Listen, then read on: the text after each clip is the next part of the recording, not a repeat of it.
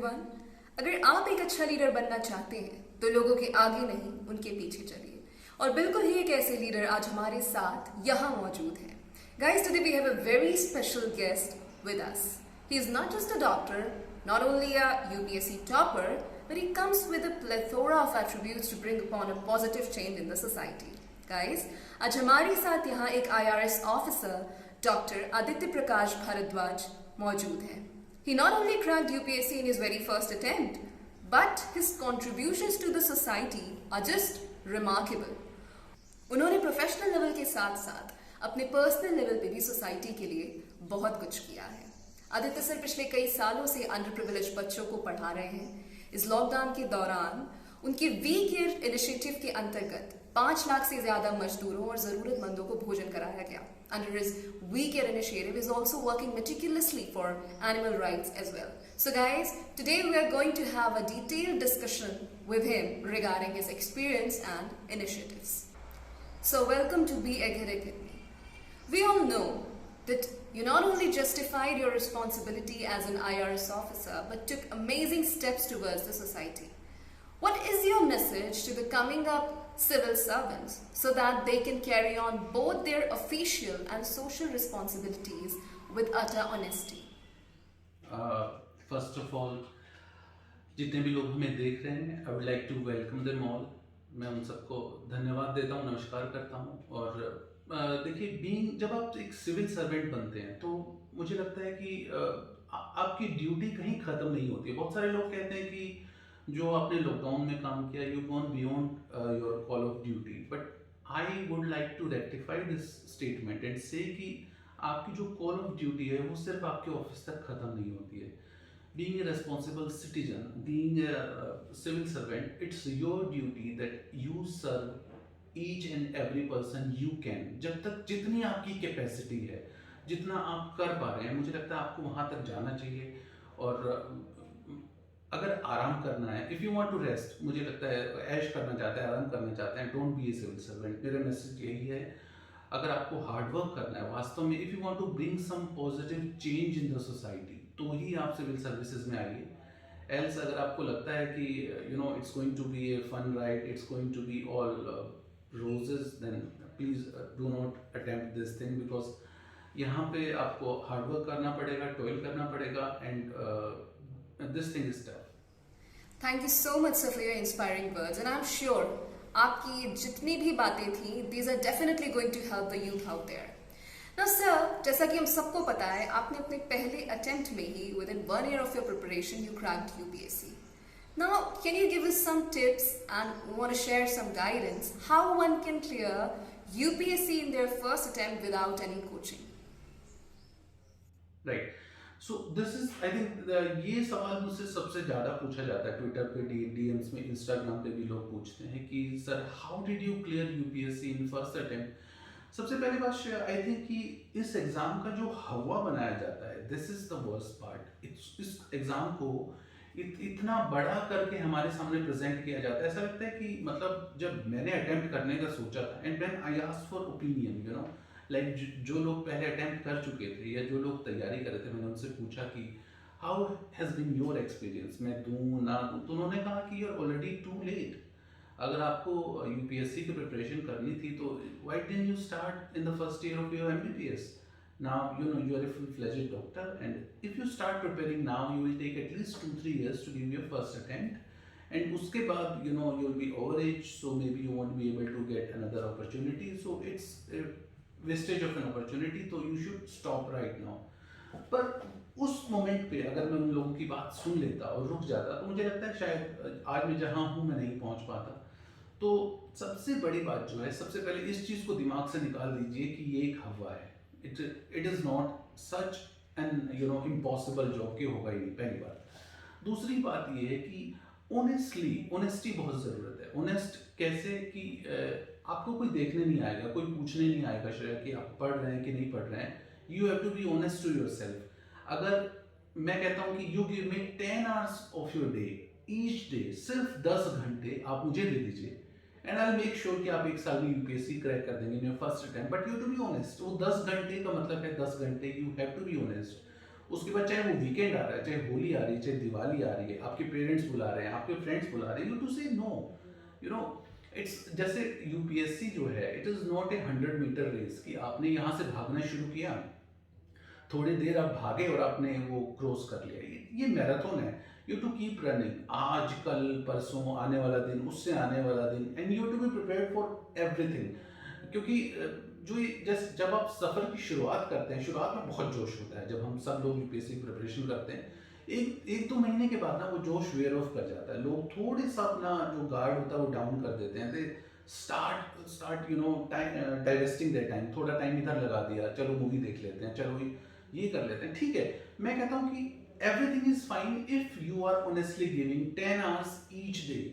और दूसरी चीज जो है कि इंपॉर्टेंस ऑफ न्यूज़पेपर जो है, it can not be overstated, बहुत बहुत बहुत ज़्यादा इंपॉर्टेंट है। अगर मुझे लगता है कि सिंगल मोस्ट इंपॉर्टेंट चीज़ मैं कहूँ कि क्या है, तो it is reading the newspaper. उसमें रोज़ आपको कम से कम 2 घंटे इन्वेस्ट करने हैं, and it is worth the investment. अगर आपने अच्छे से 2 घंटे न्यूज़पेपर रोज़ पढ़ा है तो इट इज़ एवरीथिंग। जैसे मेरा ऑप्शनल था श्रेया एंथ्रोपोलॉजी, तो मुझे लगता, तो जब मैंने एंथ्रोपोलॉजी मैंने सिर्फ प्रीलिम्स जब क्लियर कर लिया था, उसके बाद मैंने पढ़ना शुरू किया था।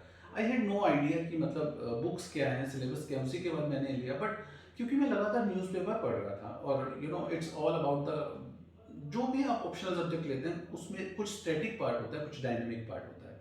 तो जो डायनेमिक पार्ट है उसमें आपकी हेल्प करता है। आपको ऐसे अगर लिखना है तो ऐसे में आपका न्यूज़पेपर जितना आपने पढ़ा है वो आपकी हेल्प करेगा। अगर आप जीएस लिखने जा रहे हैं तो वो तो पूरा ही मुझे लगता है कि न्यूज़पेपर बेस्ड होता है। तो सबसे इंपॉर्टेंट है न्यूज़पेपर पढ़िए, कंसिस्टेंट रहिए, अपने गोल्स को हमेशा सामने रख कर चलिए। जब भी आप सोएं, जब भी आप उठें, मुझे लगता है आपको एक ही गोल नज़र आना चाहिए। अगर आपको ये नज़र नहीं आ रहा है then don't start this journey. ये टाइम पास करने के लिए जर्नी शुरू मत कीजिए, मेरा यही कहना है जी। Thank you so much sir. Definitely जो भी बिगिनर्स हैं जो यूपीएससी की तैयारी कर रहे हैं एंड हु आर कंफ्यूज्ड कि एक साल में कैसे क्लियर हो सकता है UPSC, your words are definitely going to help them.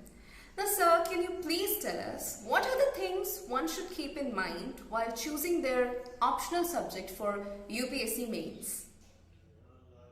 Right, so I think जब मेंस के एग्जाम पे हम आते हैं तो when you choose your optional it makes a difference, it creates the difference and you can create the difference as well.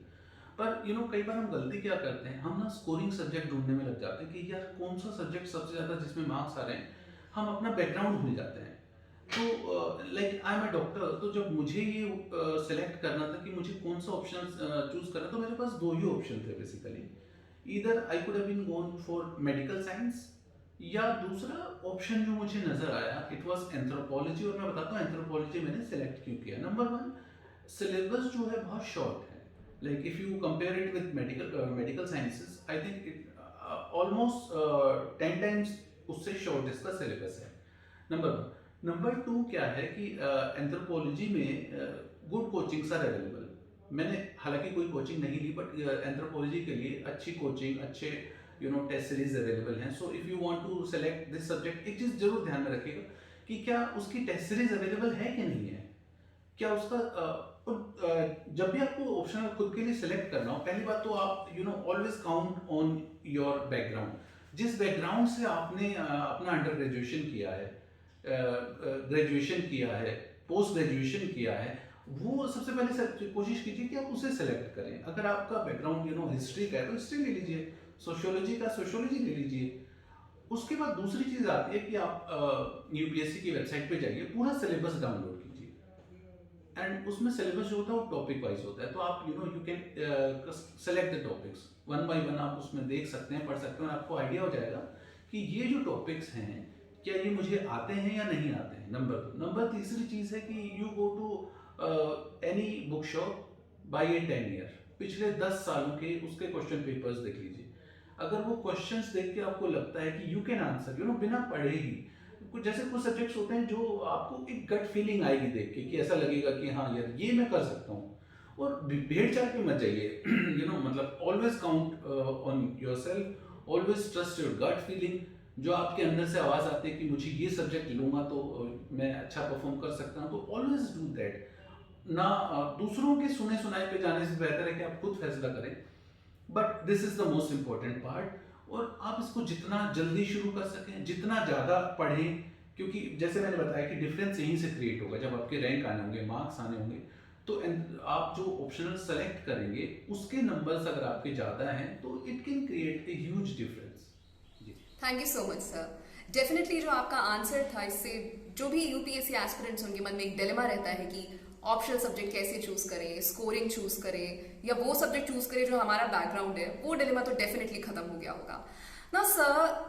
Next important question कि how one can be so consistent with their UPSC preparations, please throw some light on it. Right. So Shreya, जैसे मैंने पहले question में भी कहा था, consistency is the key. You to keep doing what you are doing till the end of the race. आपको रुकना नहीं है। जहां भी आप रुकेंगे ना, तो जो आपके कंपटीटर्स हैं वो आपसे बहुत आगे जा चुके होंगे।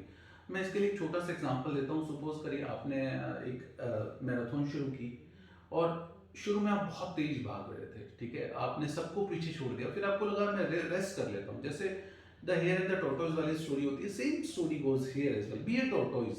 तो धीरे धीरे ना you to be in that mode कि, और उसके लिए सबसे जरूरी है खुद को डिटैच करना। और जितनी भी अटैचमेंट्स है, सबसे पहले अटैचमेंट है उससे सोशल मीडिया, ठीक है। तो वहां पे ना अपना टाइम वेस्ट करना बंद कीजिए। अगर you are spending more than 1 hour on social media and you are a serious UPSC aspirant, I doubt your seriousness, ठीक है।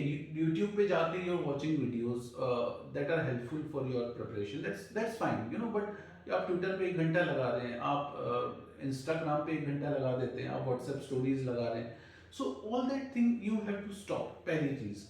दूसरी चीज, set your priorities even before you started the preparation. आप prepare करने से पहले ना अपना माइंड बना लीजिए, आपको सीरियसली तैयारी करनी है या फिर आप एक कोई प्रेशर है जिसके कारण आप तैयारी कर रहे हैं। कि आपके पेरेंट्स ने कहा कि यार Aditya, I want you to be a civil servant, तो तुम तैयारी कर लो। या पीयर प्रेशर में आके आप तैयारी कर रहे हैं कि बाकी के सब दोस्त तैयारी कर रहे हैं, घर में 10 लोग ऑलरेडी सिविल सर्वेंट हो गए हैं, तो मैं भी बन जाता हूँ। वो मत करिए। जब तक आपके अंदर से वो आवाज नहीं आएगी ना, तब तक आप नहीं कर सकते। दूसरी चीज, तीसरी चीज है सेल्फ असेसमेंट लगातार करते रहिए। एक चीज होती है जैसे जीपीएस होता है, जब आप फोन में जीपीएस एक्टिवेट करते हैं तो it tells you your exact location कि आप हो कहाँ पे। सेम वे मैं कहता हूँ कि आप अपना ह्यूमन जीपीएस ऑन कीजिए और आप पता करिए कि आप स्टैंड कहाँ करते हैं। Time to time, you know, like जैसे मुझे 2 महीने हो गए प्रिपरेशन करते हुए, एक दिन बैठिए, सेल्फ असेस कीजिए इन 2 महीनों में मैंने किया क्या, और कि मैं सही डायरेक्शन में जा भी रहा हूँ कि नहीं जा रहा हूँ, है ना। माई डेस्टिनेशन, आपका डेस्टिनेशन आपको पहले दिन ही पता है कि आपको यूपीएससी क्रैक करना है। आपका करंट लोकेशन आपको पता चल गया, तो आपको अपना ईटीए पता चल जाएगा कितने टाइम में आप वहां पहुंचेंगे। अगर आपको लगता है कि आप गलत रूट पे जा रहे हैं, तो उसका फिर आपको वो रिडायरेक्ट करना पड़ेगा अपने आप को। इसलिए सेल्फ असेसमेंट जो है, इट इज़ वेरी इंपॉर्टेंट। बार बार रुक रुक कर खुद को देखना, और मुझे लगता है कि हम खुद से बेहतर खुद को असेस और कोई नहीं कर सकता है, तो ये बहुत ज़रूरी है कंसिस्टेंसी के लिए। इसके साथ साथ दूसरी चीज़ें जो है कि जैसे एक्सरसाइज है, उसकी जो इम्पोर्टेंस है, it can not be overstated. बहुत ज़रूरी है कि आप टू स्टे हेल्दी, अगर आप अच्छे से you want to be fit for an year, तो आपको डेली एक हैबिट बनानी पड़ेगी कि मैं 10-15 मिनट खुद को दूं एक्सरसाइज करने के लिए। And don't quit your hobbies. अगर आपको लगता है म्यूजिक सुनते हैं, ठीक है, रोज आधा घंटा 10-15 मिनट निकालिए म्यूजिक के लिए। अगर आपको लिखने का शौक है तो आप लिखिए। आप जब आपको डिटैच करने से मेरा मतलब ये नहीं है कि आप अपनी हॉबीज को कट डाउन कर दें, हालांकि नॉट फॉर मच, ये नहीं है कि आप पूरा दिन एक नेटफ्लिक्स पे बेंच ही कर रहे हैं, तो वो चीज आपको अपने लक्ष्य से बहुत दूर ले जाएगी। But stay connected, keep connected, but detach रहें। Thank you so much sir, and I hope जो भी यूपीएससी एस्पिरेंट्स इस वक्त आपको देख रहे हैं, they are definitely going to follow your precious guidance. Now sir, last thing I want to ask you, how one can decide which test series for prelims is going to be the best for them, and how do you think Be Egghead Academy app can help the UPSC aspirants in this regard? Shreya, जब test series की बात आती है तो दो चीजें हैं। आप प्रीलिम्स की टेस्ट सीरीज की बात कर रहे हैं या मेंस की टेस्ट सीरीज की बात कर रहे हैं। तो प्रीलिम्स की जब टेस्ट सीरीज की आप बात करते हैं तो देखिए, आप कहीं भी बैठ के टेस्ट दे सकते हैं। पहली बात तो बहुत लोगों को ना एक ये रहता है कि यार अगर मैंने वही घर पे बैठ के अगर मैं टेस्ट दे रहा हूँ तो शायद इट्स नॉट दैट इफेक्टिव। ऐसा नहीं है, सेम वे होता है, बस आपको थोड़ा सा खुद को एक, जैसे अब मैं बैठ के अपने ऑफिस में इंटरव्यू कर रहा हूँ तो मुझे वो 10-15 मिनट के लिए सबको कहना पड़ा कि यार अभी ना कोई मत आना, मुझे डिस्टर्ब मत करो। तो टेक दोज 2 आवर्स आउट, है ना, घर पे बैठिए 2 घंटे निकालिए। और टेस्ट सीरीज कोई भी हो, डिपेंड ये करता है कि उसके जो क्वेश्चंस हैं वो कितने डाइवर्स हैं, क्या वो हर सब्जेक्ट को कवर करते हैं या नहीं करते हैं। और यूपीएससी में आई थिंक प्रैक्टिस से बेहतर कुछ नहीं है। जितने ज़्यादा क्वेश्चंस आप सोल्व करें, जहाँ से भी आपको मिल रहे हैं आप सोल्व करते रहिए, it will really help you. और एगड एकेडमी जैसे कि ऐप जो है मैंने देखी है, इट्स रियली नाइस ऐप, जिसमें क्विज, बेसिकली क्विज जो है वो आपके माइंड को एक तरह से स्टिमुलेट करती है। आप जब 4 ऑप्शंस देख के क्वेश्चंस कर रहे हैं तो 3 गलत हैं आपको वो भी पता चला, और एक सही है वो भी पता चला, तो उनके बारे में योर माइंड गेट स्टिमुलेटेड। और जब आप ऐसी ऐप्स की मुझे लगता है सबसे बड़ा बेनिफिट ये होता है कि आप जब पढ़ के थक गए हैं, आपको लग रहा है कि मैं थोड़ी देर अपने माइंड को कहीं हटा लेता हूँ, तो आप उस टाइम में क्वेश्चन सोल्व कर सकते हैं। और इसमें जो आपका प्राइज वाला जो एक नया कंसेप्ट है वो भी मुझे बहुत अच्छा लगा है। Thank you, Shreya, and I wish all the very best to this app, to you, and all the aspirants who are right now watching me. और मैं यही कहूँगा कि बिल्कुल मन बना के मैदान में आइए अगर आपको तैयारी करनी है, अदरवाइज जाने का कोई फायदा नहीं है। Thank you so much, thank you so much. Thank you so much, sir, for your kind words, and thanks again for taking out your precious time for the interview. And definitely जो भी UPSC aspirants इस वक्त ये interview देख रहे होंगे, उन्हें आपके इन आंसर्स से, आपके एक्सपीरियंस से बहुत कुछ सीखने मिला होगा, समझ में आ गया होगा कि कैसे आप अपने गोल के लिए फोकस रह सकते हैं। और सबसे इंपॉर्टेंट बात ये कि एक अच्छे सिविल सर्वेंट होने के साथ साथ आप एक भारत के जिम्मेदार नागरिक होने के नाते अपनी सोसाइटी के लिए क्या कर सकते हैं, ये सब भी बहुत अच्छे से सीखने मिला होगा। So thank you so much, sir, for your kind words and a beautiful inspiration for the youth out there. Thanks again.